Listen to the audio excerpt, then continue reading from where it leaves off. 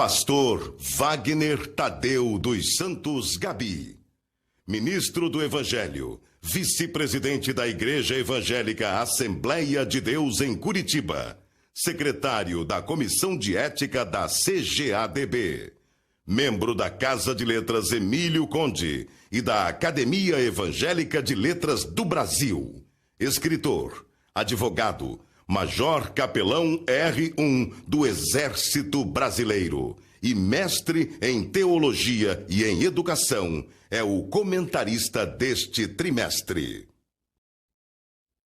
Lição 1. As doenças do nosso século. Na segunda epístola de Paulo a Timóteo, no capítulo 3, versículo 1, ele disse: sabe, porém, isto, que nos últimos dias sobrevirão tempos trabalhosos. Os dias que antecederão a segunda vinda de Cristo serão marcados por um aumento da iniquidade jamais visto. As pessoas estão propensas cada vez mais a certas enfermidades do espírito.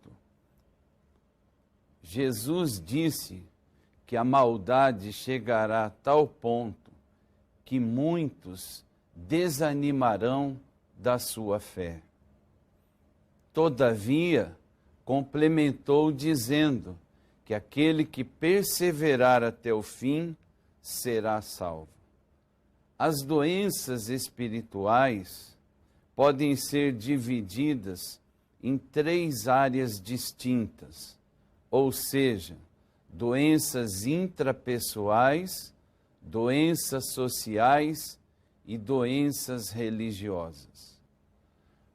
As doenças na área intrapessoal, aquelas doenças que são internas, elas constituem-se principalmente com relação ao orgulho e à vaidade.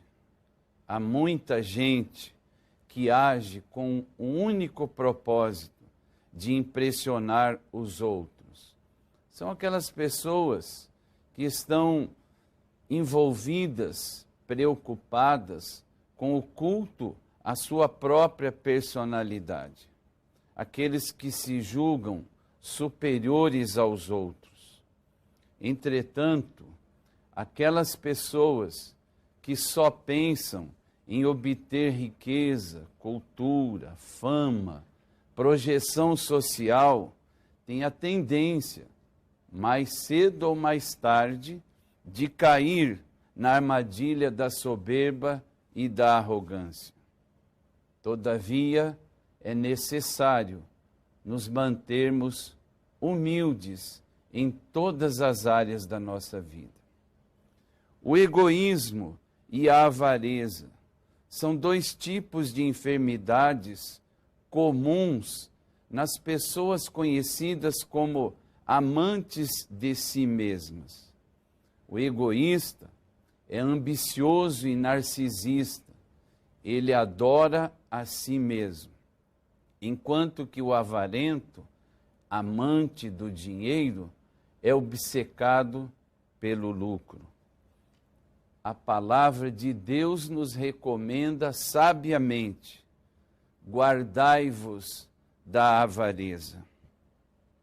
Também com relação às doenças na área intrapessoal, nós temos o problema da incontinência.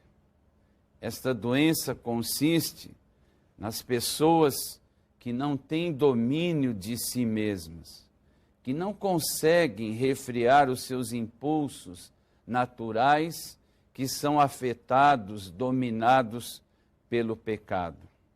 Mas a palavra de Deus nos admoesta a fazermos tudo moderadamente. Uma das características do fruto do Espírito é exatamente o domínio próprio. E nós precisamos, com a ajuda do Espírito Santo, desenvolvê-lo para, antes mesmo de operar-se uma cura nesta doença intrapessoal, estarmos vacinados, estarmos guardados e protegidos desse mal. Com relação às doenças na área social, dizem respeito aos nossos relacionamentos. Se falamos em relacionamento intrapessoal, nós podemos falar sobre o relacionamento interpessoal. E podemos destacar nessa área de enfermidades a desobediência aos pais, a ingratidão, a falta de amor, a crueldade, a dureza de coração, a calúnia, a traição, a hipocrisia, a aversão ao bem e, sobretudo, ao abuso de poder. Eu diria a você, prezado professor, que ao destacar cada uma destas áreas que envolvem as doenças na área social, você desse ênfase ao abuso de poder, que não é somente comum com relação ao poder temporal, ao poder secular, mas principalmente no ministério, na igreja. Nunca se esqueça de que aquele que não serve para obedecer, não serve para comandar. Temos também as doenças na área religiosa. E nós sabemos que o pecado prejudicou sensivelmente o relacionamento do homem consigo mesmo, com o seu semelhante e, sobretudo, com Deus. Neste século perverso, os principais pecados contra Deus são a blasfêmia e a irreverência. Os blasfemos são os que difamam a honra alheia, aqueles que ultrajam a glória de Deus, aqueles que difamam o comportamento religioso do cristão. E nós devemos estar atentos para que, com relação ao termo irreverente, que significa ímpio ou sem respeito ao sagrado, nós estarmos vigilantes e, principalmente, redobrando o nosso cuidado e atenção, no sentido de não darmos motivos aos ímpios para blasfemarem contra o Senhor e o seu Evangelho. Quanto ao apego aos prazeres mundanos, há uma recomendação da palavra de Deus que devemos atentar sensivelmente a ela. Ou seja, a palavra de Deus nos diz que haverá pessoas mais amigas dos deleites do que propriamente amigas de Deus. E este estilo de vida mundano, conhecido atualmente por hedonismo, prega que o principal alvo da vida humana é a obtenção do prazer, a fim de evitar a dor e o sofrimento. Porém, a palavra de Deus nos recomenda: glorificai, pois, a Deus no vosso corpo e no vosso espírito, os quais pertencem a Deus. A palavra de Deus nos diz, em Efésios 6, 10 a 18, que nós devemos nos fortalecer no Senhor, nos revestirmos de toda a armadura de Deus, a fim de estarmos firmes contra as astutas ciladas do diabo, a fim de que possamos resistir no dia mau. Que o Senhor se digne nos abençoar e estarmos firmes, fortalecidos na sua palavra, para enfrentarmos com vitória as doenças deste século. Lição 2: Vencendo a ansiedade. Vejamos as causas da ansiedade. Antes de dizermos aos nossos alunos quais são as causas da ansiedade, nós devemos lembrá-los do conceito mais aceito acerca da ansiedade. A psicologia define a ansiedade como um estado emocional doloroso, marcado pela inquietude, pelo medo e acompanhado por certo grau de perturbação do nosso sistema nervoso. São incontáveis as causas da ansiedade, mas nesta lição vamos abordar aquelas que são principais. Por exemplo, a fé vacilante. O que vem a ser a fé vacilante? É aquela fé em Deus que não está de acordo com o que a palavra de Deus nos ensina. E esta fé vacilante em Deus é a principal causa da ansiedade. Uma fé fraca, uma fé vacilante em Deus tem sido, então, a principal causa da ansiedade.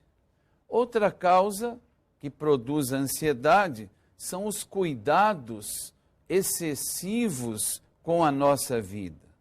Os cuidados com a ascensão social. Querendo ou não, em algumas situações, por força de circunstâncias, nós somos forçados a nos envolver num espírito de competição em todo o tempo. Outro cuidado também que deve ser observado são os cuidados com o acúmulo dos bens materiais. Muitos compram uma casa pequena hoje, desejam outra maior amanhã, depois uma mansão e mais tarde um castelo. O homem, o ser humano, é insaciável, nada lhe satisfaz. Contudo, somos admoestados pelo Senhor a vivermos uma vida piedosa e cheia de contentamento. Outra questão que abordamos na lição diz respeito ao estresse como consequências da ansiedade. Nós sabemos que a ansiedade conduz ao estresse. E o estresse nada mais é do que o resultado de um conjunto de reações orgânicas e psíquicas do organismo humano, quando exposto a estímulos como provocação, irritação, medo, etc. Também veremos alguns causadores de estresse. Entre as causas mais comuns destacam-se o excesso de trabalho, as mudanças drásticas na vida de uma pessoa, como o divórcio, a perda de um emprego, a morte de um ente querido, as tensões prolongadas decorrentes de problemas familiares, o hábito constante de estar se culpando e achando-se indigno perante o Senhor.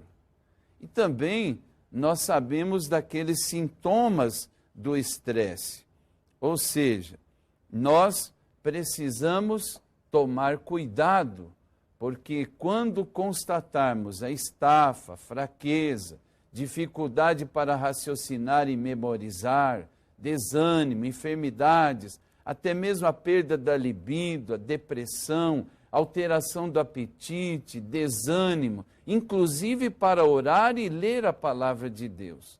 Nós temos que estar atentos e buscar o alívio que a palavra de Deus nos oferece.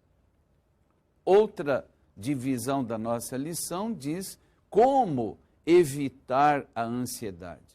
E daí, querido professor, você deve enfatizar bem na sua lição, na sua aula, este tópico. Eu creio que é de suma importância você dedicar mais tempo neste tópico de como o crente, o seu aluno, as pessoas que estiverem assistindo a sua aula, devem se comportar no sentido desta prevenção. Então, diante das finanças, é de bom alvitre que você ressalte a importância de que a Bíblia Sagrada afirma que Deus deve estar em primeiro lugar, incluindo as nossas finanças. Jesus disse que nós devemos buscar em primeiro lugar o reino de Deus e a sua justiça, e as demais coisas vos serão acrescentadas. E aí estão as nossas finanças. Também diante das nossas necessidades cotidianas.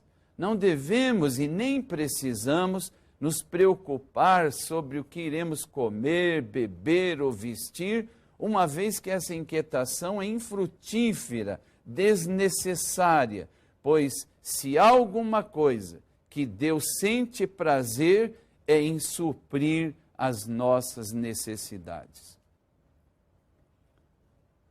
Diante do nosso trabalho na obra do Senhor, nós também temos que tomar esse cuidado. Ou seja, na escala de prioridades, nós sabemos que Deus deve estar em primeiro lugar, acima de tudo e de todos. Em segundo lugar, nesta escala de prioridades, a nossa família e, consequentemente, a igreja do Senhor. E, por último, nós temos que salientar aos nossos alunos como vencer a ansiedade. Em primeiro lugar, nós temos que ser fiéis a Deus e não cobiçosos. Em segundo lugar, nós temos que confiar na provisão divina. Não devemos ficar preocupados se vamos ter o pão de cada dia amanhã, porque o nosso Deus já está providenciando. Nosso maior anseio deve ser a busca do reino de Deus, a busca a confiança que devemos ter no Senhor. Não devemos nos preocupar com as demais coisas. E você deve acentuar ao seu aluno que ele deve descansar no Senhor, colocar um fim em toda essa ansiedade que tem procurado tirar a sua paz, prejudicando a sua comunhão com Deus. Diga a eles que devem sair imediatamente desta situação desagradável, que eles devem se libertar daquilo que os prendem e, principalmente, que permaneçam em Cristo, aceitem o amoroso convite de Jesus que diz: vinde a mim, todos que estáis cansados e oprimidos, e eu vos aliviarei. Lição 3. Vivendo sem medo. Vivendo sem medo. O apóstolo São João, na sua primeira epístola, no capítulo 4, versículo 18, na primeira parte, ele diz assim: no amor não há temor, antes o perfeito amor lança fora o temor. Medo é o sentimento que mais caracteriza o presente século. O que é medo? Medo é a reação a uma ameaça específica que geralmente é definida com clareza. O termo fobia, por sua vez, designa um medo persistente e irracional de alguma situação, objeto ou atividade que não ofereça perigo real. As fobias estão crescendo cada vez mais por causa do estresse e da angústia. E as estatísticas dizem que 2 em cada 10 pessoas estão predispostas a desenvolver um tipo de fobia. Os americanos, por sua vez, criaram até um ABC da fobia, que conta com cerca de 500 tipos de medos. Nossa lição quer abordar esta questão relacionada ao medo. O que fazer? Como lidar com essa situação? Nós podemos partir do princípio de que só Jesus pode nos livrar do medo e dos seus maléficos efeitos. Como disse, o mundo em que vivemos está mergulhado no medo, no temor. E os temores deste século se verificam na vida do indivíduo, nas comunidades e no mundo em geral. Os medos na vida do ser humano são verificados em algumas áreas específicas. Por exemplo, o medo do insucesso. A Bíblia Sagrada afirma que é feliz aquele que confia no Senhor. Quem teme ao Senhor, por sua vez, sempre escolhe o melhor caminho diante das crises, pois o próprio Deus se encarrega de lhe dar a melhor orientação. Mas também somos assolados pelo medo da morte. Enquanto incrédulos e materialistas desmaiam de horror diante da morte, o crente fiel em Jesus Cristo não se assombra, uma vez que para Deus a morte dos santos é preciosa. Com relação ao medo do futuro, nós temos que estar atentos para esta questão. As pessoas, de uma forma geral, elas andam alarmadas e temerosas em razão do futuro econômico, político, social do mundo, ou mesmo com relação às previsões quanto às incertezas da qualidade de vida do nosso planeta. O que devemos fazer com relação a isso, quanto a estas incertezas e medos da sociedade do nosso tempo, enquanto cristãos? Em primeiro lugar, nós não devemos temer o futuro. Inclusive, a palavra de Deus nos dá a oportunidade de planejarmos o nosso futuro. Nós também precisamos confiar em Deus. O medo precisa curvar-se ante a fé genuína do Senhor. E, acima de tudo, devemos ser fiéis ao Senhor Jesus. A resposta magistral do Senhor Jesus com relação ao medo está sintetizada nestas duas palavras: não temas. Uma das características que marcaram o êxito de homens e mulheres de Deus no Antigo Testamento acentuam o exemplo de coragem que aqueles servos de Deus demonstraram. E a Bíblia está repleta de exemplos. Josué e Calebe, Gideão, Davi, Daniel, Pedro, o apóstolo Paulo e tantos outros. E fica aqui a pergunta: como vencer o medo?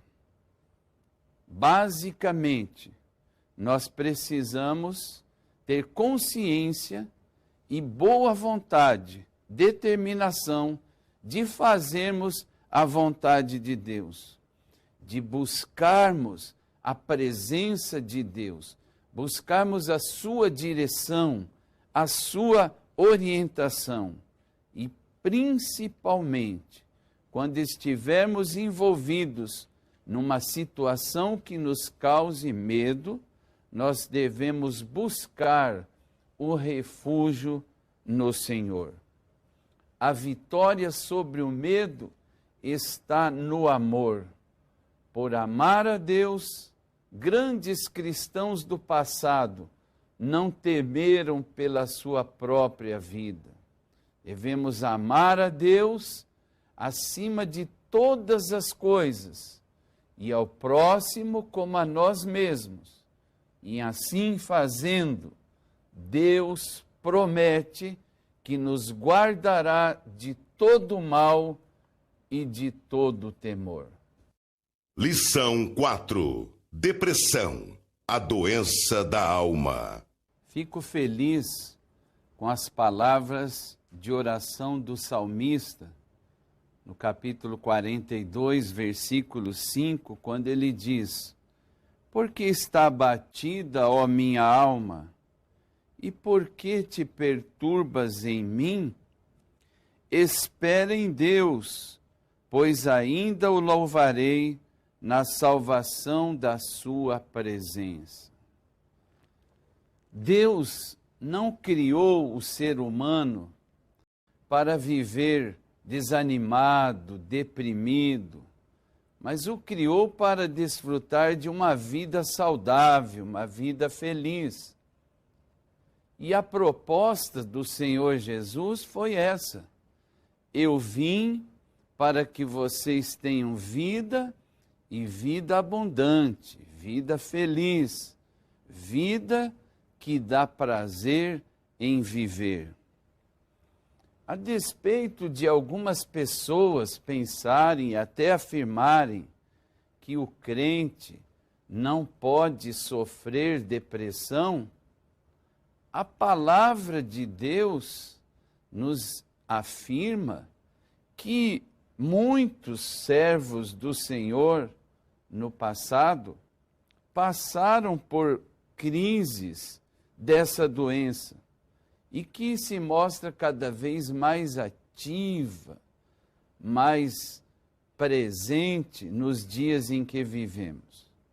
Vejamos nesta lição algumas das principais causas que provocam a depressão. São elas a oposição, a frustração, o medo e a angústia. Com relação à oposição, a palavra de Deus nos relata, no primeiro livro dos Reis, que quando o profeta Elias chegou a Jezreel e soube que Jezabel intentava matá-lo, ele tomou atitudes que claramente revelavam o seu estado depressivo. Depressão é um estado emocional ao qual todos os seres humanos estão sujeitos. A palavra deprimido, literalmente falando, significa pressionado para baixo, sem liberdade normal. Nesta lição, a segunda causa que destacamos é a frustração. O sentimento de incapacidade, fracasso. Quando nós estamos diante de um trabalho aparentemente inútil, pode, sem sombra de dúvidas, nos levar à depressão. Quando a vida perde o sabor, as pessoas perdem o sentido de viver. Elias havia perdido o seu ânimo, o seu interesse de viver e fugiu para o deserto e também pediu a morte. Humanamente falando, nós não somos diferentes do profeta Elias, porque conforme Tiago capítulo 5, versículo 17, nós também compartilhamos da mesma natureza. Outra causa da depressão é o medo e principalmente a angústia.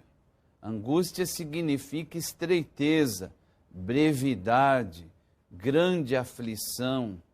É uma ansiedade acompanhada de opressão e tristeza. Há também as reações naturais diante da depressão. E as pessoas, muitas vezes, preferem fugir de uma situação. A primeira reação que vem à nossa mente é a fuga. Moisés fugiu para Midian.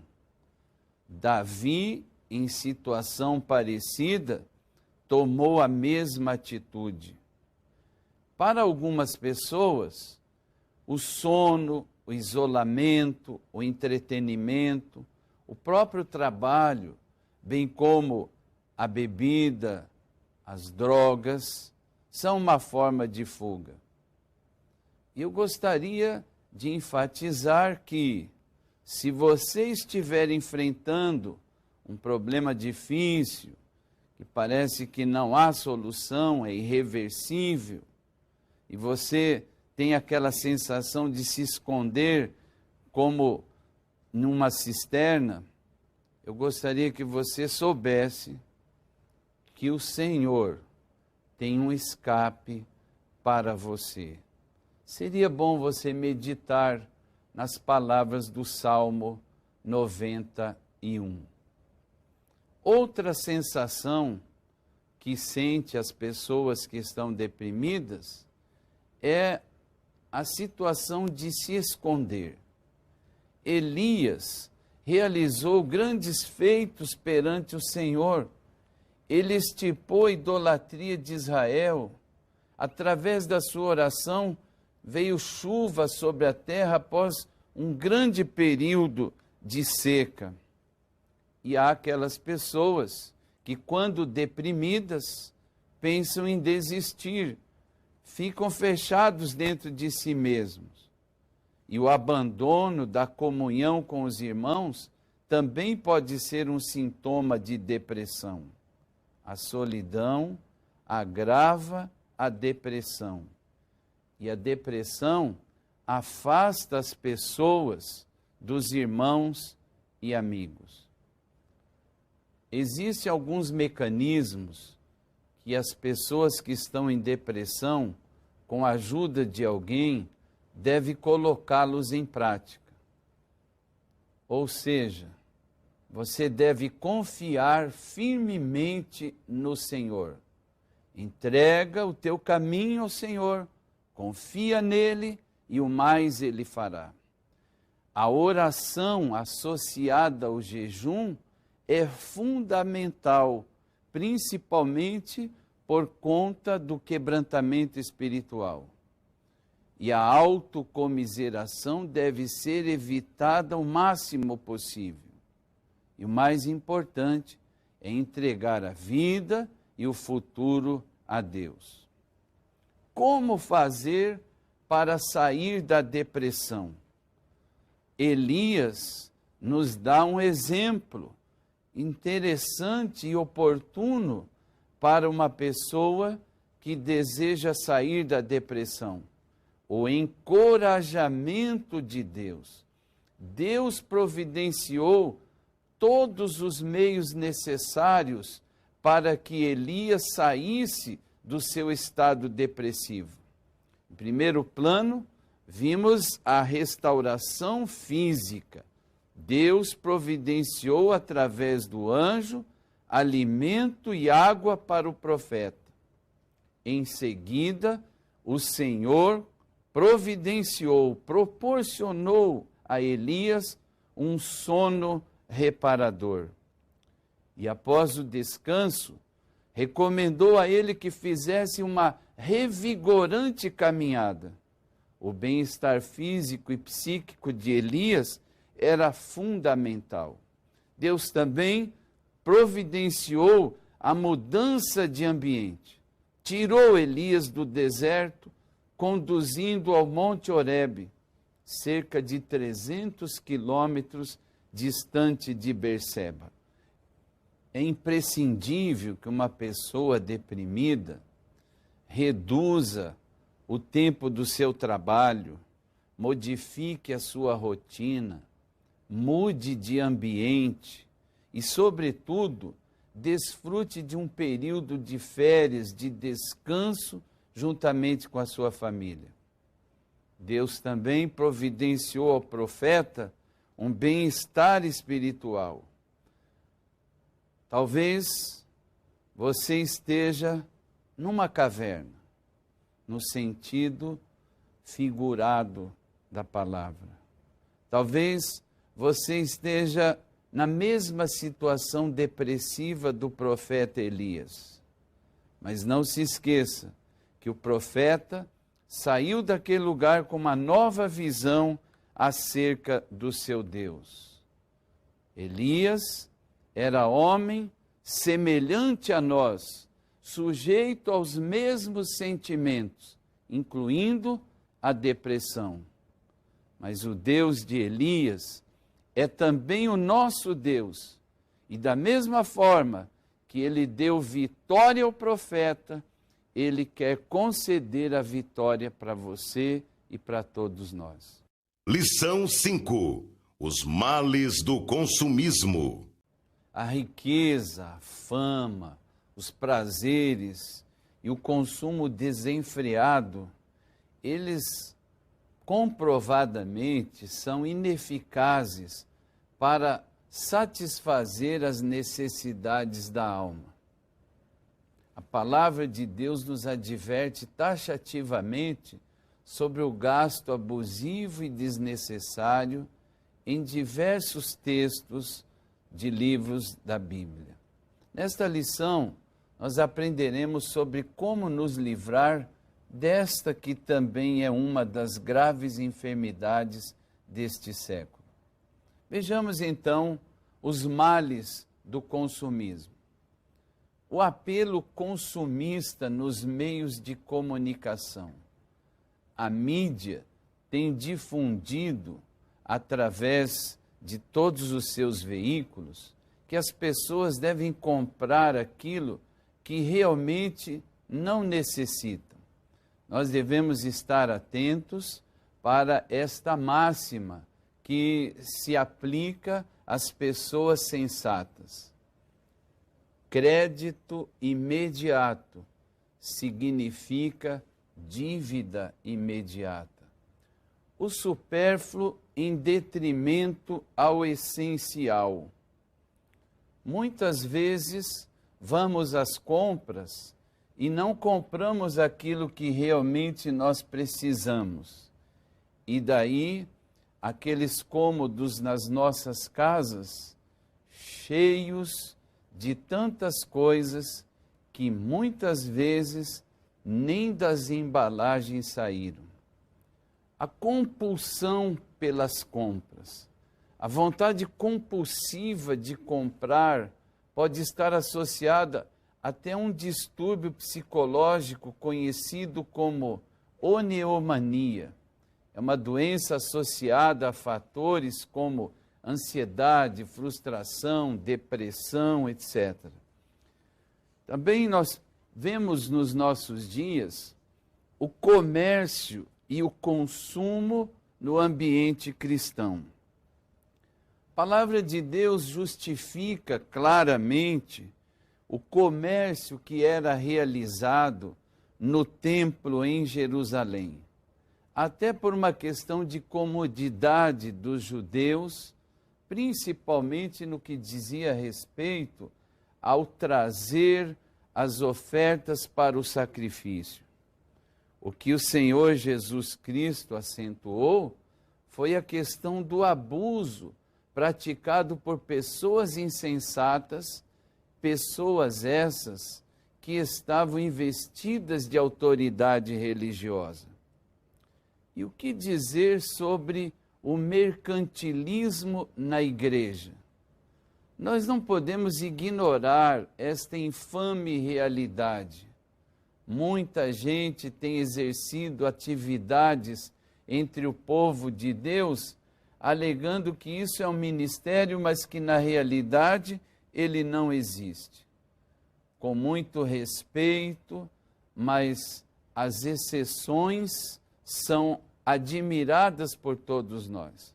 Há cantores evangélicos, pregadores, ensinadores, missionários, vendedores ambulantes, cuja vida pessoal não condiz com os padrões de santidade que eles aparentemente demonstram ser portadores quando estão ocupando indevidamente os nossos púlpitos.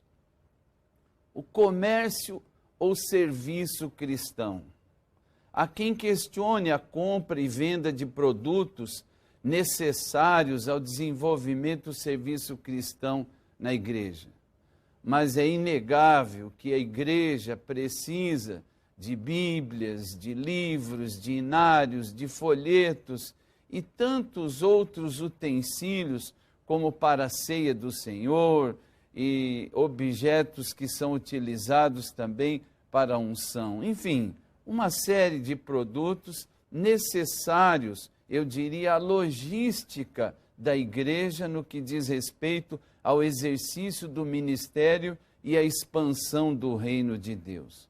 Graças a Deus pela CPAD, que tem um compromisso cristão de servir as igrejas dentro de uma ética, dentro de um respeito e de uma moralidade fundamentados na palavra de Deus. E o que dizer sobre a provisão divina dessas nossas necessidades diárias? Em primeiro lugar, nós temos que pedir a Deus a provisão necessária. O Senhor Jesus, na sua oração dominical, ele disse: Pai nosso que estás nos céus, dá-nos o pão de cada dia. É importante e fundamental que peçamos a Ele que cuide de nós. E Deus promete suprir as nossas necessidades em todos os momentos. E o apóstolo Paulo, em Filipenses capítulo 4, versículo 13, por exemplo, ele diz que graças a Deus que o Senhor Jesus Cristo supre todas as nossas necessidades em glória. E como fugir do consumismo? Devemos evitar o desperdício, o supérfluo, como já fizemos menção. Temos que economizar, poupar. Fuja das dívidas, meu irmão. Fuja dos adiantamentos salariais. Agora está em moda você comprar um carro e levar 7, 8 anos para pagar. Cuidado com isso, não se endivide. Agora, se você tem alguma coisa que está, eu não diria sobrando, mas que você conseguiu poupar, invista no reino de Deus. Eu tenho certeza que é o melhor investimento que você vai fazer na sua vida. E você não deve esquecer, se você quer viver em paz, viver uma vida próspera, fugindo do consumismo, é muito importante lembrar de Malaquias 3:10, fiel nos seus dízimos, porque Deus tem um compromisso com o dizimista fiel. Pobreza, então, não é maldição, como querem os adeptos da teologia da prosperidade, que dizem: se você está vivendo em pobreza, se você está doente, é porque você está em pecado. Não se lembram eles que o Senhor Jesus disse: os pobres sempre tereis convosco, porque nós teremos a oportunidade de exercer a misericórdia ajudando os nossos semelhantes. Que Deus te abençoe e que você seja liberto do consumismo e viva uma vida feliz e abençoada por Deus. Lição 6. Os perigos da ambição. Romanos capítulo 12, versículo 16, nos mostra uma concepção do apóstolo Paulo com relação à ambição, uma das doenças deste século que estamos vivendo. Diz ele: sede unânimes entre vós, não ambicioneis coisas altas, mas acomodai-vos às humildes, não sejais sábios em vós mesmos. Ambição é uma palavra que se origina do latim, que significa desejo de riquezas, de poder, de glória ou de honras. Também aspiração, desejo veemente, pretensão, cobiça. Resumindo, nós podemos dizer que a ambição é a procura irracional e desordenada pelas riquezas, poder, glórias e honras. É o mesmo que cobiça, ou desejo veemente pela aquisição de bens materiais. A Bíblia Sagrada, nossa regra de fé e conduta, a palavra de Deus, é taxativamente contrária a esta sociedade materialista que exige cada vez mais que as pessoas sejam ambiciosas, individualistas e principalmente que almejem coisas elevadas. Esse é o assunto que iremos abordar nesta lição. Vejamos num primeiro plano a ambição no mundo secular. E são 3 os principais elementos que desencadeiam essa ambição humana.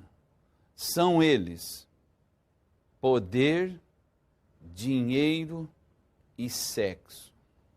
As pessoas que estão investidas, principalmente do poder temporal, sempre querem impor a sua vontade sobre as outras e muitas delas tentam controlar e manipulá-las segundo o seu próprio querer.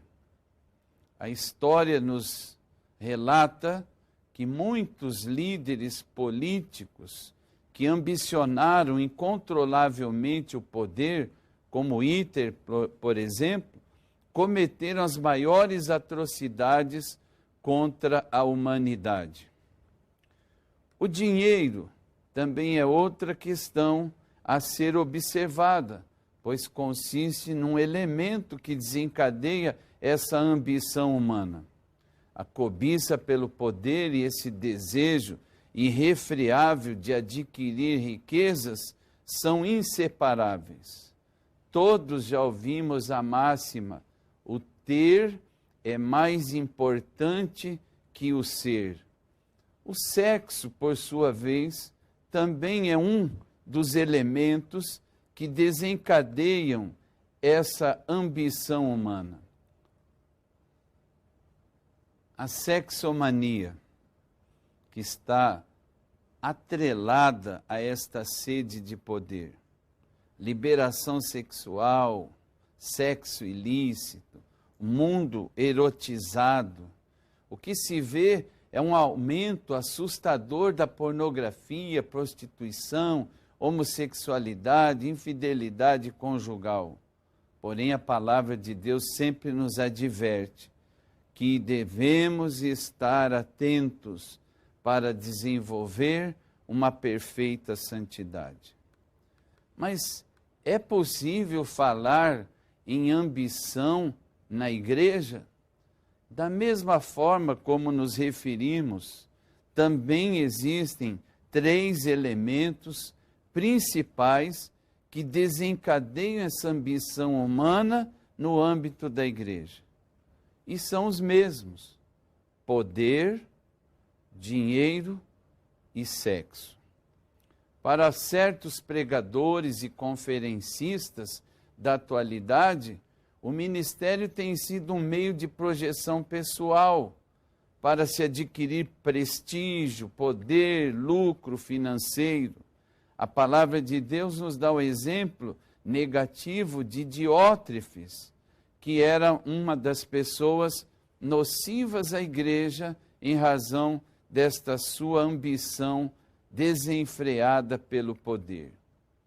Dinheiro, infelizmente, em nossos dias também há obreiros, eu diria pseudo-obreiros, que abrem, fundam igrejas e ministérios visando tão somente o lucro financeiro. Mas a palavra de Deus tem uma advertência para esses mercenários. Sexo como um elemento que desencadeia a ambição humana no âmbito da própria igreja. Na segunda epístola de Pedro, capítulo 2, encontramos uma extensa lista de pecados de falsos mestres, ensinos e práticas heréticas, heresias de perdição, todo tipo de conduta vergonhosa, exploração mercenária do povo por avareza, adultério, pecados do sexo extraconjugal, enfim, tudo isso é produto da ambição. Agora, o que nos interessa é saber como vencer a ambição. Nós precisamos dominar primeiramente esta sede de poder, este poder incontrolável. Precisamos dominar a cobiça pelo dinheiro e, principalmente, precisamos dominar os nossos desejos carnais. A palavra de Deus nos exorta a vivermos contentes. Esse contentamento cristão está intimamente ligado à consciência de que Deus é o nosso provedor, é o Jeová Jireh, que Abraão tanto conhecia e que podia descansar nas suas promessas e prover as suas necessidades. A ausência de cobiça está intimamente relacionada à confiança que o crente deposita em Deus e a sua obediência irrestrita à palavra do Senhor. Uma das atitudes que bem caracterizam o cristão fiel que deposita a sua confiança em Deus é exatamente a disposição que ele deve ter para suportar a privação. Ninguém melhor que o crente para saber que nós não somos imunes às provações. Muito pelo contrário. O Senhor Jesus disse que no mundo tereis aflições, privações, necessidades. Mas ele disse que nós devemos ter bom ânimo, porque ele tem cuidado de nós. Ele já venceu todas estas coisas. E o Pai Celestial sabe muito bem aquilo que nós precisamos. Privação não significa pobreza ou penúria, e muito menos não está relacionada à resignação. O cristão não deve se portar com indiferença ou se acomodar diante das adversidades da vida, mas deve demonstrar disposição, garra, trabalho, honestidade. O cristão deve ir à luta, porque o seu Pai Celestial é o dono do ouro e da prata. E o desejo de Deus é que cada um de nós seja próspero financeiramente, mas sem sermos tocados, alcançados, contaminados pelo vírus da ambição. Crente fiel não ambiciona as coisas elevadas deste mundo, mas confia inteiramente que o seu Deus é poderoso para suprir todas as suas necessidades em quaisquer áreas da sua vida. E eu tenho certeza que no dia desta aula, se você, prezado professor, enfatizar a necessidade de estarmos na total dependência de Deus, a bênção de Deus, da prosperidade, virá sobre você, sobre os seus alunos, e você terá vencido este vírus maligno da ambição, e a sua classe será muito melhor sucedida. Lição 7. Cristo, a perfeita paz. Este é outro tema que me fascina. Cristo, a perfeita paz.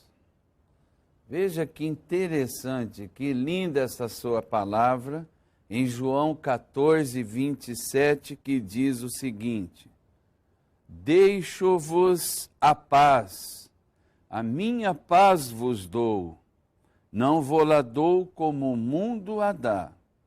Não se turbe o vosso coração, nem se atemorize. A palavra paz, no grego, significa unir ou colar alguma coisa que está quebrada.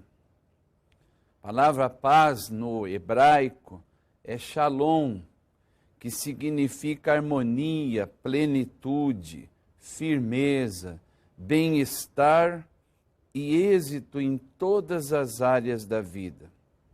O pecado, o medo, a incerteza, a indecisão e outros problemas travam uma contínua guerra contra nós. Portanto, neste mundo cheio de conflitos, de hostilidades, de violências, de perturbações, é perfeitamente possível viver em paz, pois Jesus Cristo nos oferece essa paz que nos conforta nesta vida de conflito. A paz mundana, normalmente definida como ausência de conflitos, geralmente é obtida através da força. Nós vivemos hoje num mundo dominado pelo medo. O século XX, por sua vez, testemunhou 2 grandes conflitos mundiais. E atualmente, a guerra no Iraque, os conflitos entre palestinos e israelenses já fizeram milhares de vítimas. O Senhor Jesus Cristo, em Mateus capítulo 24 e versículo 6, já nos advertiu acerca disso quando disse: e ouvireis de guerras e de rumores de guerra. Olhai, não vos assusteis, porque é mister que isso tudo aconteça, mas ainda não é o fim.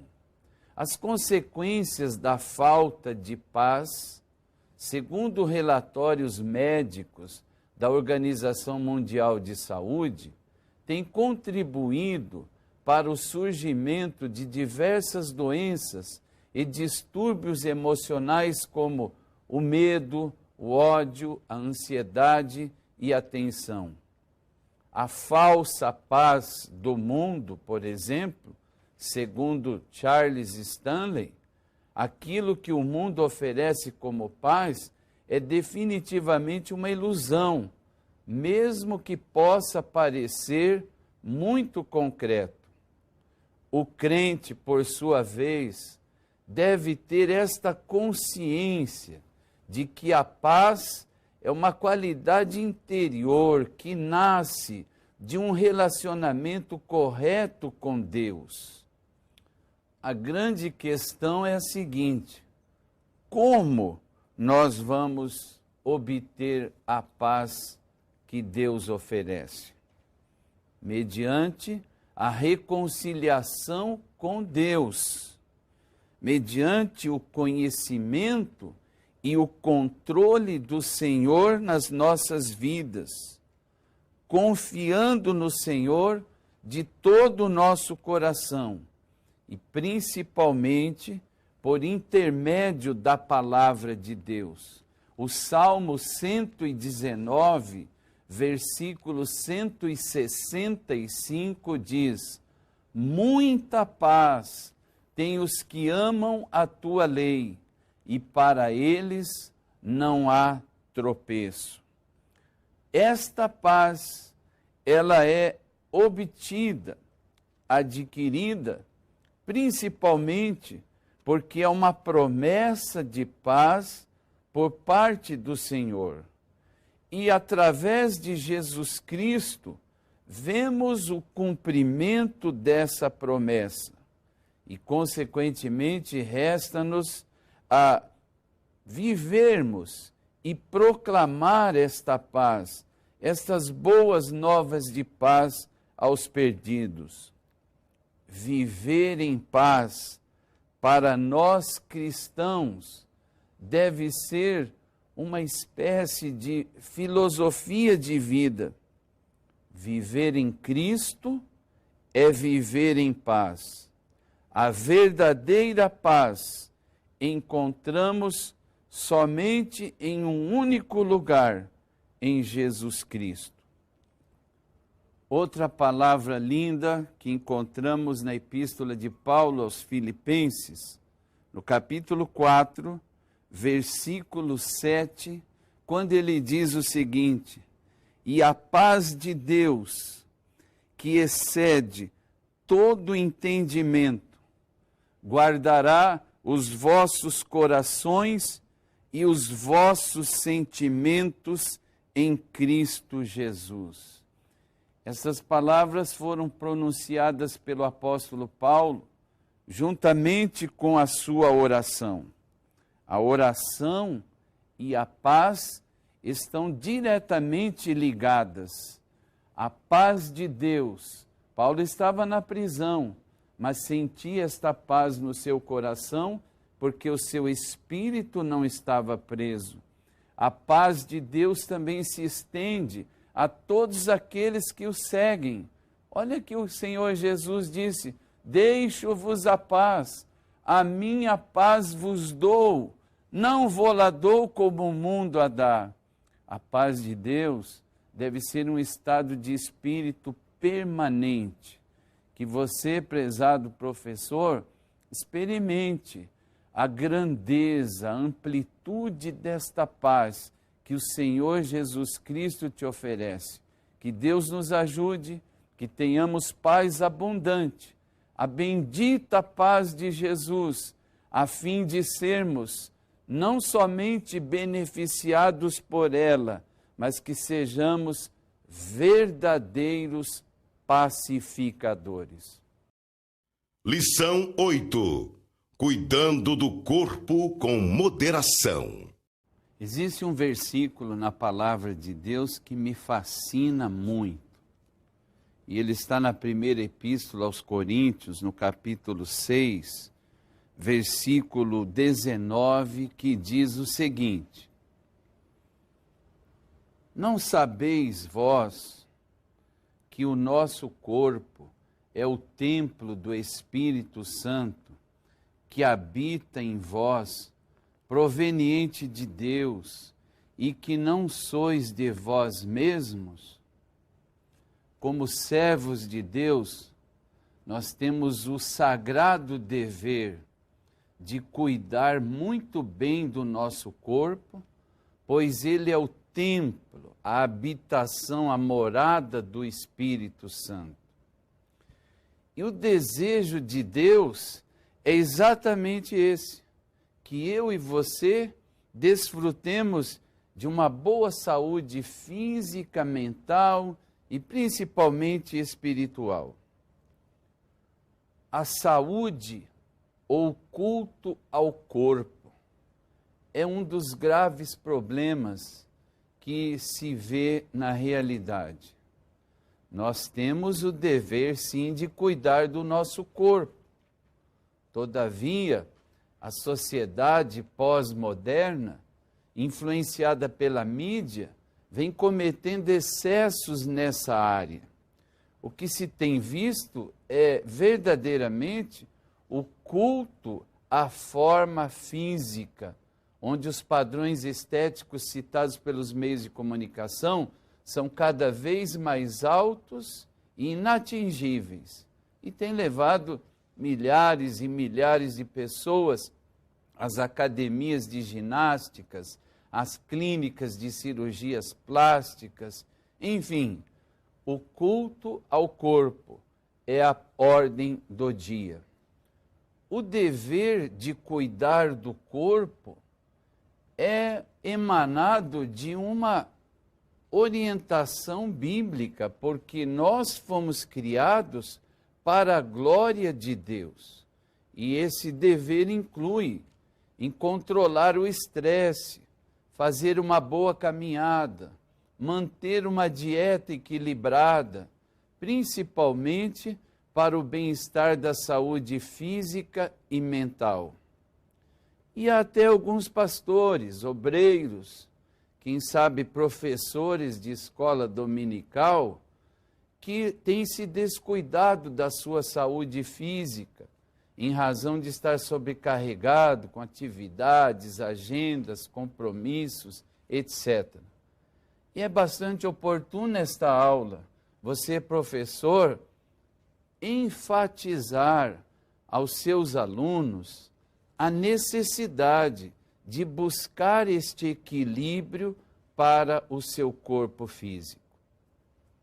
Jesus afirmou que, enquanto servos de Deus, eu e você somos sal da terra, e o sal representa equilíbrio, harmonia, moderação.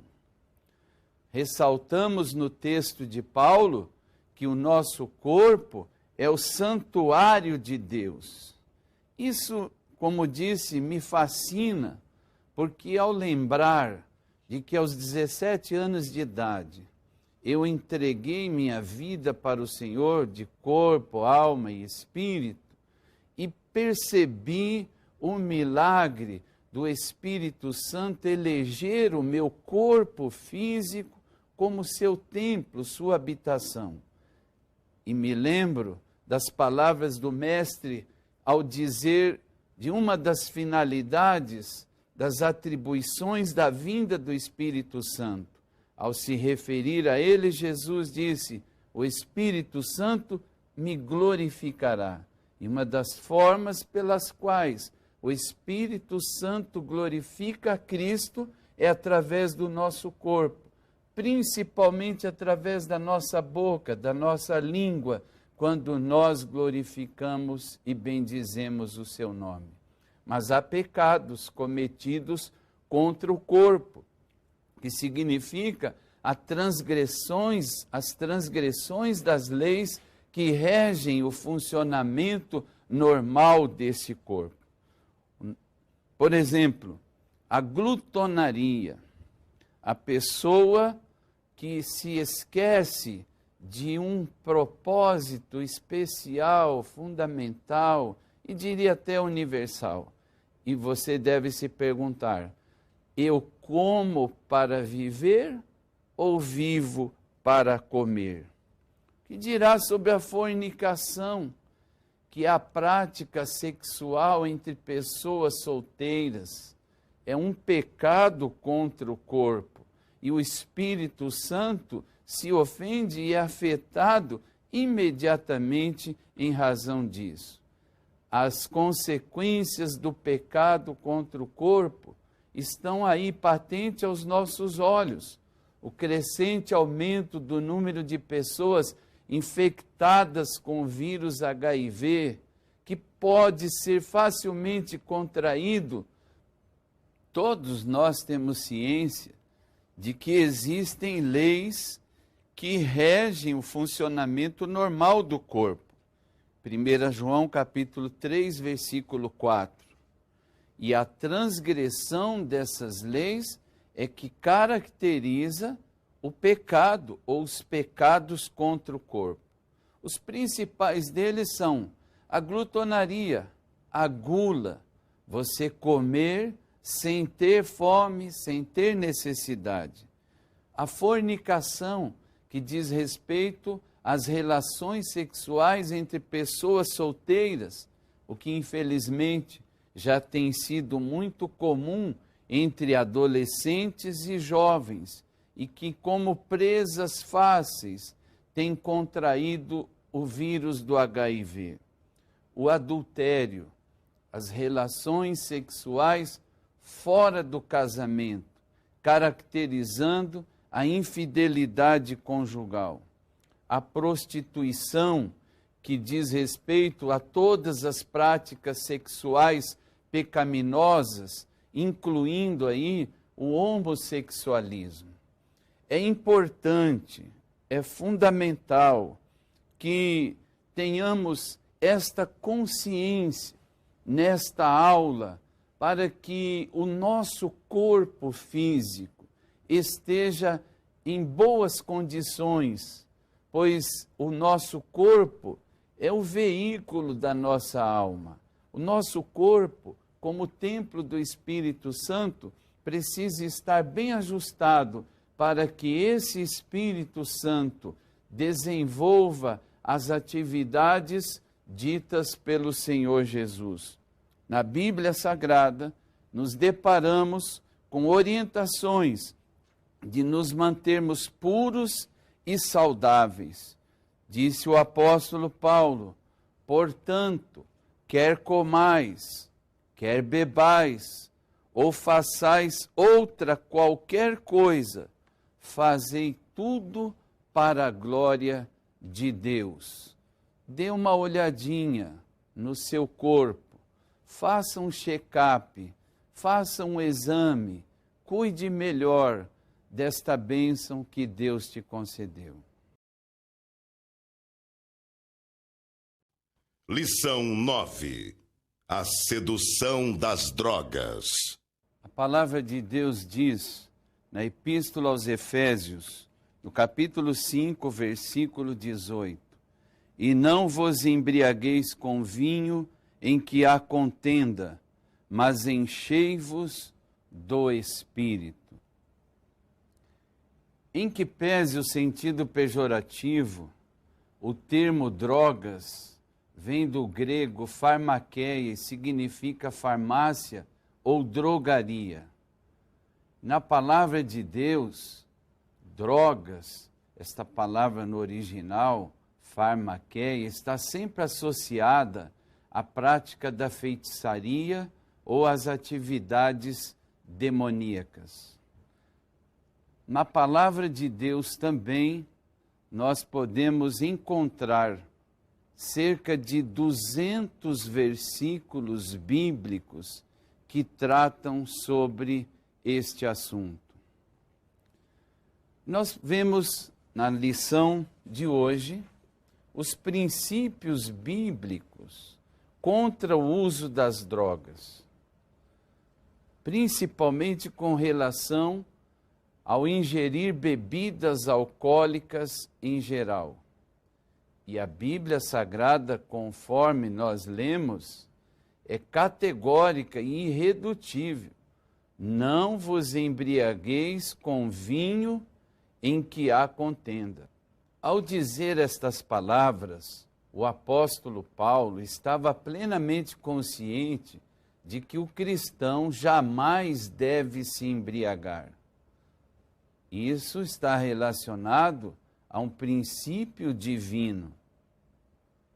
Com relação à abrangência desse princípio, se no texto lido de Efésios 5,18 se refere a um princípio bíblico geral contra as bebidas entorpecentes, nós depreendemos que o mesmo texto também condena o uso desnecessário e abusivo de outras substâncias nocivas ao organismo. O que o apóstolo Paulo está enfatizando é que qualquer substância nociva à saúde deve ser deixada de lado. E nós nos perguntamos, por que as pessoas se drogam? Há razões alegadas pelos viciados.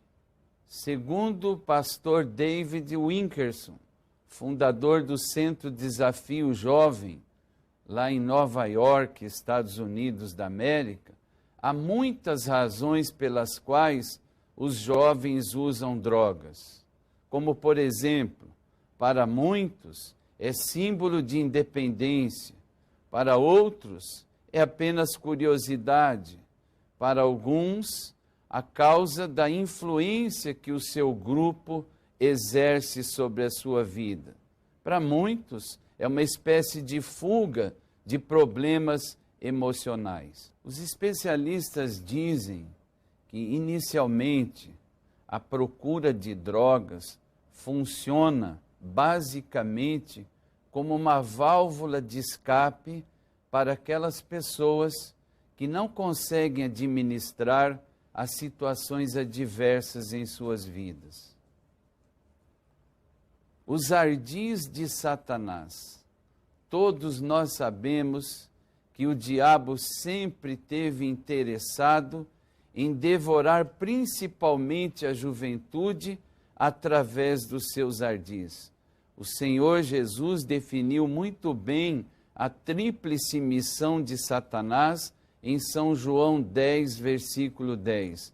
Ele veio para roubar, matar e destruir. E neste século que estamos vivendo, a arma principal, eficaz, utilizada por Satanás tem sido, sem sombra de dúvidas, as drogas em geral. Por que a Bíblia Sagrada condena o uso de drogas? Primeiramente, porque é um pecado contra o corpo. Também porque as drogas causam sofrimento ao usuário e ao próximo, principalmente os membros da sua família. Também porque as drogas sustentam o mundo do crime. As pessoas que vivem nos grandes centros têm mais conhecimento acerca dessa realidade. E, fundamentalmente, a palavra de Deus é terminantemente contrária ao uso das drogas, porque elas afastam o homem de Deus. Vivendo sem drogas. É fundamental que se observe com relação a esta questão da necessidade de viver sem drogas, pois o trato com esse tipo de doença requer pelo menos 2 procedimentos distintos: a prevenção e o tratamento. A prevenção, por sua vez, ela consiste em 3 ações específicas. Primeiro, mostrar os exemplos negativos de pessoas que foram vencidas e vítimas das drogas. Ensinar os princípios básicos da palavra de Deus. O salmista disse: guardei a tua palavra no meu coração para não pecar contra ti. E, sobretudo, devemos mostrar as advertências contidas na palavra de Deus. Com relação ao tratamento dos usuários de drogas, uma vez que a prevenção não foi eficaz, temos basicamente o tratamento espiritual, tratamento convencional e, sobretudo, o cuidado constante que devemos ter ao nos relacionarmos com o usuário de drogas. Tratamento espiritual tem tudo a ver com o cuidado que se deve ter no que diz respeito à origem, à causa, o que levou essa pessoa a usar drogas. Isto é um assunto de ordem espiritual. Há um socorro bíblico para o viciado. Por exemplo, o Salmo 31 é conhecido como o Salmo do viciado. No Salmo 9, versículo 12, Está ali o sangue do viciado. Já a agulha do viciado pode ser observada em Provérbios 26, versículo 11. Agora, o mais importante nesse tratamento espiritual é a oração do viciado, no Salmo 95, versículo 5 e outros textos relacionados. Também temos o tratamento convencional. Na maioria dos casos, o viciado precisa ser encaminhado a uma clínica especializada, no sentido de que ele seja desintoxicado. Na década de 70, principalmente, a Assembleia de Deus, espelhada no modelo do Centro de Recuperação Desafio Jovem, em Nova York, a que nos referimos, teve um impulso, um incentivo bastante grande em criar centros de recuperação de toxicômanos com tratamento em cima da palavra de Deus, da oração, do jejum e principalmente através da terapia ocupacional. O tratamento do viciado deve ser alguma coisa prioritária. Ele precisa, e geralmente nas casas de recuperação há um programa super intensivo no sentido de recuperação. Regra geral, esse tempo dura 9 meses, com 3 fases de 3 meses cada uma. O que temos observado na prática é que quando esse viciado sai, pelo menos desintoxicado, de um centro de recuperação, algumas pessoas têm a sensação do dever cumprido e até fornecem ou concedem a ele um certificado. Porém, muitos deles têm recaídas que voltam a uma situação pior do que a anterior. É de bom alvitre que você, professor, traga neste dia da sua aula alguém que foi um viciado e que hoje está completamente recuperado desse mal. Se você conhece um obreiro, alguém que ministra nessa área, será de fundamental importância para que você tenha algo mais consistente acerca dessa questão. Nós louvamos a Deus porque somente através da graça redentora de Cristo é que uma pessoa é capaz de viver sem drogas ou qualquer tipo de vícios que ofenda os homens e ao próprio Deus. Que o Deus Todo-Poderoso possa libertar vidas que estão acorrentadas pelas drogas. Lição 10. A inversão dos valores. Tenho a impressão que o apóstolo Pedro, ao se referir sobre a vinda do Senhor, ele já estava, de certa forma, profetizando acerca do tempo que nós estamos vivendo. A inversão de valores. E ele escreveu na sua segunda epístola, no capítulo 3, versículo 3, o seguinte: sabendo primeiro isto, que nos últimos dias virão escarnecedores, andando segundo as próprias concupiscências. A palavra valor origina-se do latim, que significa ser digno. Valores, nesta lição, se referem aos princípios éticos, sociais, que são aceitas ou aceitos por uma pessoa ou mesmo por um grupo. A mídia, por sua vez, tem bombardeado o povo diariamente com valores e conceitos distorcidos que contradizem os ensinamentos das Escrituras. Isaías, 700 anos antes do nascimento de Cristo, já disse as seguintes palavras no capítulo 5, versículo 20. Ai dos que ao mal chamam bem e ao bem mal, que fazem da escuridade luz e da luz escuridade, e fazem do amargo doce e do doce amargo. A inversão dos valores bíblico-cristãos. Inicialmente, temos que constatar as causas da inversão dos valores. Os jornais, as revistas seculares mostram como os valores éticos, os valores cristãos, têm sido desprezados pela sociedade pós-moderna. Vejamos algumas destas causas.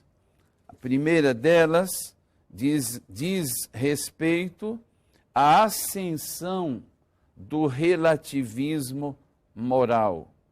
A segunda delas diz respeito à manifestação social do pluralismo. E a terceira, sobre o crescente mundanismo. Com relação aos valores cristãos invertidos, nós nos deparamos aqui com relação ao casamento, à família e à igreja. Com relação ao casamento, atualmente em algumas sociedades já se aceita a abominável união entre pessoas do mesmo sexo. Isto, sem dúvida, é um atentado contra a palavra de Deus. O Senhor Deus instituiu e abençoou apenas a união entre o homem e a mulher. E isso está estabelecido em Gênesis capítulo 1, versos 27 e 28. Capítulo 2, versículos 22 a 24. Não se deixem enganar, nem imorais, nem idólatras, nem adúlteros, nem homossexuais passivos ou ativos, herdarão o reino de Deus. E isto é o que está escrito na primeira epístola de Paulo aos Coríntios, no capítulo 6, e os versículos 9 e 10. Quanto à família, as virtudes cristãs concernentes a ela estão sendo substituídas por valores absolutamente anticristãos. Filhos que não respeitam seus pais, pais completamente permissivos quanto à moralidade e também a substituição do culto doméstico por entretenimentos perniciosos. E quanto à igreja, nestes tempos trabalhosos, muitas comunidades cristãs têm valorizado mais o ministério bem-sucedido do pregador do que a própria santidade e o testemunho mantido por ele. Queria, prezado professor, que você enfatizasse bem na sua aula os fundamentos dos valores cristãos. Os valores cristãos estão pautados nas Sagradas Escrituras e estão diametralmente separados do mundo. Quanto aos três fundamentos, eles são universais, absolutos e imutáveis.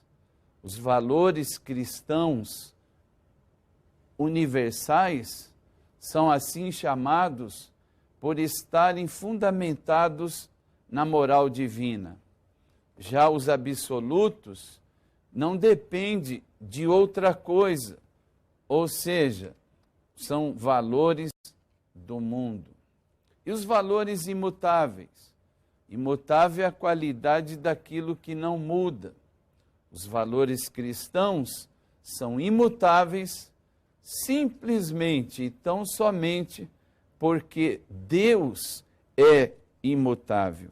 E como nós devemos reagir com relação a essa inversão de valores? Primeiramente, nós precisamos denunciar o pecado e os valores mundanos.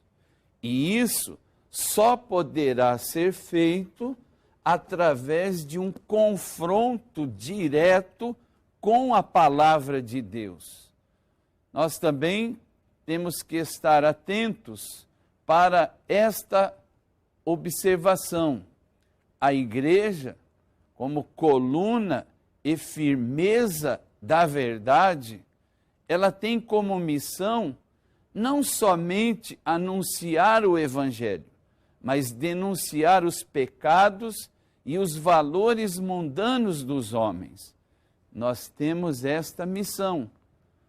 Me parece até que João Batista já sabia disso e no seu tempo não hesitou em denunciar o pecado ao chamar aquelas pessoas que estavam invertendo os valores morais de raça de víboras. Temos também que ensinar e viver estes valores do reino de Deus. Nós temos a obrigação, o dever de ensinar os mais elevados princípios morais e éticos do reino de Deus. E estes preceitos estão exarados na palavra de Deus.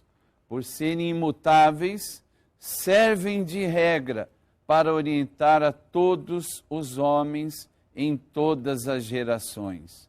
Que Deus nos ajude, que tenhamos esta convicção, esta resolução, esta determinação de fazermos a diferença, de preservarmos os valores eternos, pois a igreja tem este sagrado dever de viver aquilo que prega e pregar aquilo que vive. Que Deus nos abençoe e que cada um de nós possa fazer a sua parte. Lição 11. Neopaganismo, um mal a ser combatido. O assunto que vamos abordar é de suma importância, pois diz respeito a um mal que precisa ser combatido urgentemente. E esse mal chama-se neopaganismo. Neopaganismo é o retorno às práticas religiosas pagãs da antiguidade. E nós precisamos estar em condições bíblicas e teológicas para combatermos este mal e, se for possível, até erradicá-lo. Algumas dessas práticas religiosas são conhecidas como o ateísmo, a teoria da evolução, as diversas formas de heresias, os sistemas filosóficos, as seitas, as falsas religiões do mundo em geral. O ressurgimento do paganismo está ligado principalmente à sutileza com que ele é apresentado. Ele não persegue mais, não mata os crentes, mas é capaz de seduzi-los através de uma espiritualidade completamente deformada. A nova era, por exemplo, que explodiu nos anos de 80 a 90, reuniu doutrinas pagãs que já são conhecidas há muito tempo. Sua influência tem estado presente em todos os segmentos da sociedade e ela se utiliza de conceitos de várias religiões, sistemas de crenças, principalmente através do sincretismo religioso, da divinização do homem e, sobretudo, sobre a crença de uma chamada nova ordem mundial. Ele também ressurge através do estabelecimento de uma cultura pagã, pois, principalmente, essas heresias são veiculadas através da mídia. Os filmes como o de Harry Potter têm feito sucesso no mundo inteiro. Filmes também como Guerra nas Estrelas, O Senhor dos Anéis, Matrix, são exemplos de mensagens disseminadas através do paganismo. E também podemos falar sobre os jogos de videogame, desenhos animados. O que eu gostaria que você, professor, acentuasse na sua aula é que a única maneira de ensinarmos as nossas crianças, os nossos adolescentes e jovens, discernirem entre o bem e o mal, é colocarmos à disposição deles literatura sadia que ensine os preceitos divinos. Também estamos diante aí do retorno, da volta do culto aos anjos, que a Bíblia Sagrada é bastante precisa com relação a essa questão, uma vez que ela diz que os anjos não devem ser adorados em hipótese alguma. A relação entre o paganismo e a igreja. O perigo que deve ser detectado de início diz respeito às insinuações heréticas utilizadas pelo neopaganismo. A Bíblia Sagrada afirma que à medida que vai se aproximando o arrebatamento da igreja, ou que antecedem a vinda, o surgimento, melhor dizendo, do anticristo, ocorrerá uma grande onda de apostasia. Ora, o mais importante, na minha ótica, em relação a esta lição, é de como a igreja deve combater o neopaganismo. Em primeiro lugar, não poderia ser diferente, é através da defesa da fé. Nós podemos constatar que a igreja evangélica no Brasil, de um modo geral, ela está atravessando uma crise teológica gravíssima na atualidade. E urge que homens comprometidos com Deus e com a sua palavra, através de fortes argumentos embasados na Bíblia Sagrada, se levantem com ousadia para confrontar todo tipo de heresia que tenta ameaçar a genuína fé que uma vez foi dada aos santos. Também o nosso combate em relação ao neopaganismo tem que ser através do não conformismo. E são de Paulo estas palavras: não vos conformeis com este mundo, mas transformai-vos pela renovação do vosso entendimento. E, finalmente, nós devemos combater o neopaganismo pelo conhecimento. O apóstolo Paulo era um verdadeiro estrategista da fé cristã. E é dele esse conselho que nós não devemos ignorar os ardis de Satanás. O crente sábio julga todo o ensinamento pelo que ele produz e não pelo que ele parece. Que Deus nos ajude e aproveitemos esta lição para incentivar os nossos alunos a estarem adestrados na palavra de Deus e estarem atentos para combater este mal chamado neopaganismo. Lição 12. Resistindo aos apelos do mundanismo. A postura da igreja em relação aos apelos do mundanismo não pode ser outra a não ser de resistência. O apóstolo Paulo, em Romanos, capítulo 12, versículo 2, disse o seguinte: E não vos conformeis com este mundo, mas transformai-vos pela renovação do vosso entendimento, para que experimenteis qual seja a boa, agradável e perfeita vontade de Deus.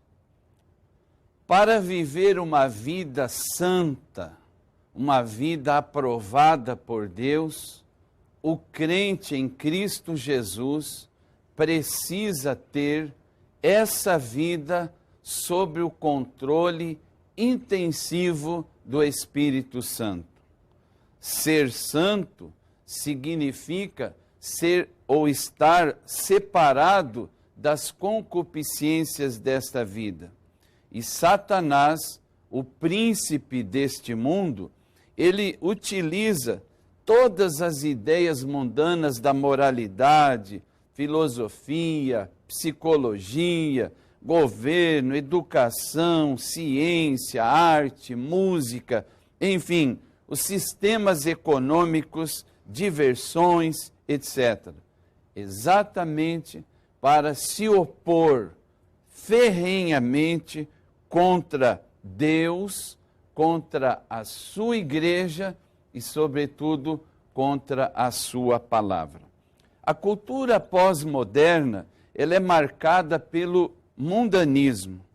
A cultura e a cosmovisão de uma sociedade não cristã são opostas aos valores ensinados pela palavra de Deus. Com a entrada do pecado no mundo, a moral e a ética humana foram sensivelmente afetadas. Por conta disso, toda a produção intelectual, cultural da humanidade tornou-se contrária aos princípios estabelecidos na palavra de Deus. E qual deve ser o cuidado que devemos ter com relação às adaptações culturais?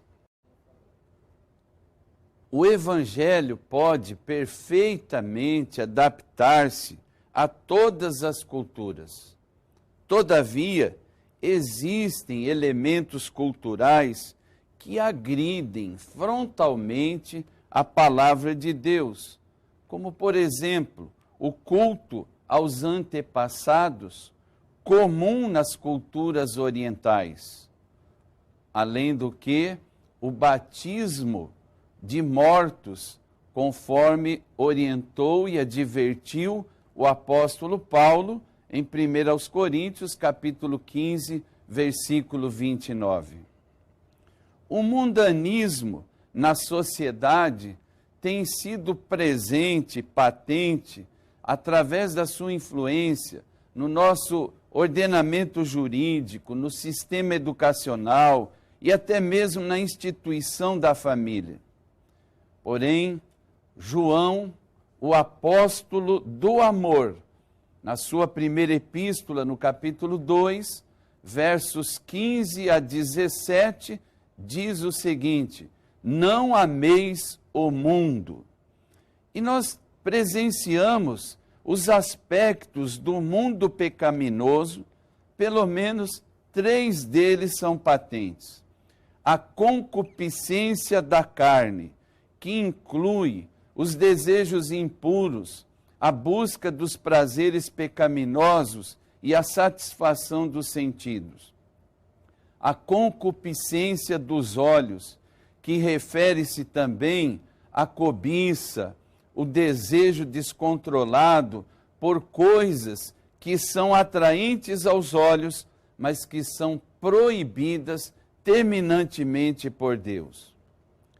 O terceiro aspecto diz respeito à soberba da vida. Isto significa aquele espírito de arrogância, de orgulho, de independência, que não reconhece Deus como Senhor, nem mesmo a sua palavra como suprema autoridade. O apóstolo Paulo encerra, eu diria, esse nosso comentário dizendo que nós não devemos nos conformar com este mundo. Ou seja, Paulo quis dizer que nós não podemos ser modelados de acordo com o padrão estabelecido pelo mundo. Porém, temos sim que nos transformar. A Bíblia Sagrada fala sobre a mente renovada, que é o fruto de uma ministração especial do Espírito Santo na nossa vida. O crente de mente renovada pelo Espírito Santo é perfeitamente capaz de discernir a perfeita e agradável vontade de Deus para as nossas vidas. Se nós nos esmerarmos em buscarmos uma vida santa, estaremos aptos para não nos conformarmos com as coisas deste mundo. Portanto, é preciso estar muito atento, vigilante, em oração e jejum, para resistirmos os apelos do mundanismo. Lição 13. Cristo, única esperança desta geração. Todas as vezes que eu pronuncio esse nome, Jesus Cristo, parece que eu sinto minha boca adocicada. E esta lição se encerra com o seguinte tema: Cristo, a única esperança desta geração. A esperança está relacionada a outras duas grandes virtudes do cristianismo.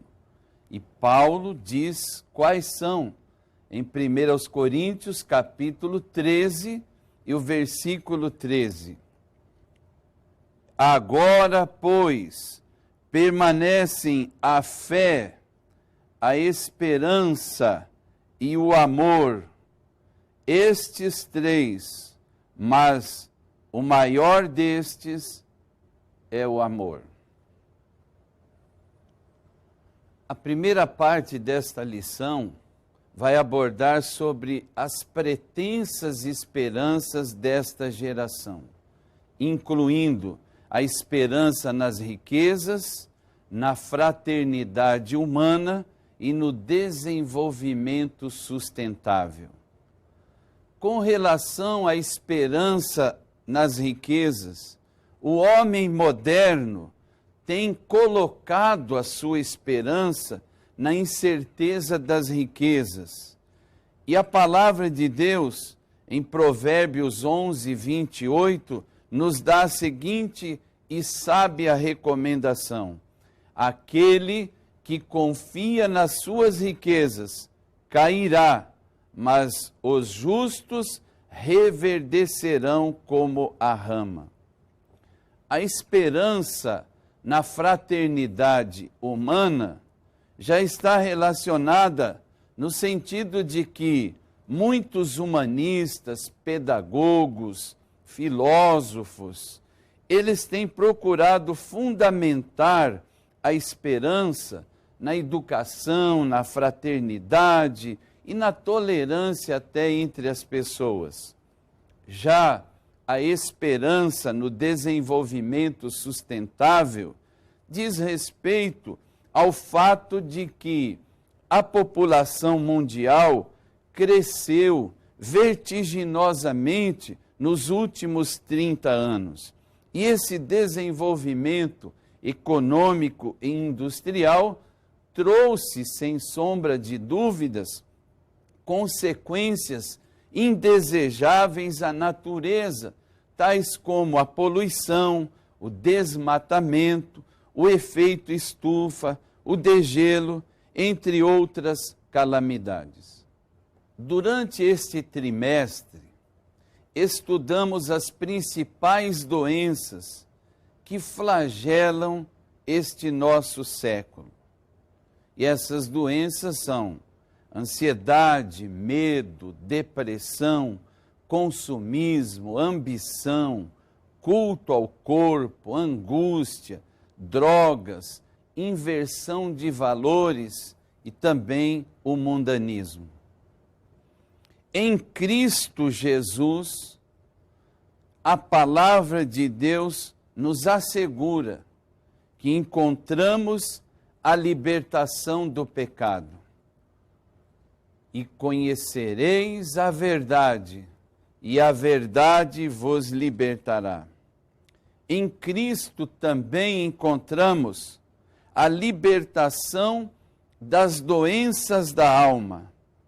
E nele, em Cristo, também se encontra a esperança para esta geração. A presente geração está presa ao relativismo, ao materialismo e às doenças emocionais, também espirituais e morais. A crise é tão grave que as pessoas até desconfiam das instituições, das autoridades públicas, privadas e religiosas. Nesta lição estudamos que Cristo é a única esperança para esta geração perversa. O apóstolo Pedro, na sua pregação no dia de Pentecoste, disse: salvai-vos desta geração perversa, e que seja esta a tônica da sua aula neste encerramento de trimestre.